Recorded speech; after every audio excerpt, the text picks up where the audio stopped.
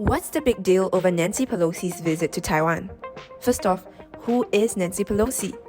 She is the United States House of Representatives Speaker and the highest-ranking US official to visit Taiwan in 25 years.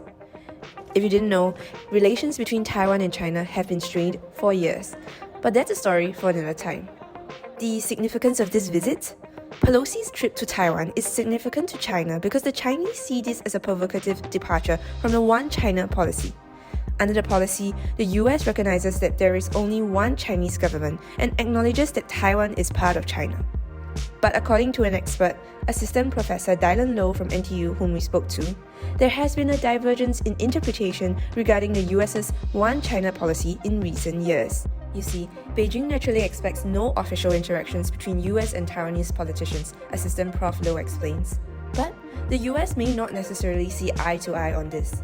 In fact, the White House has said that Mrs. Pelosi has the right to visit Taiwan in her role as US House Speaker since the US Congress is an independent branch of government.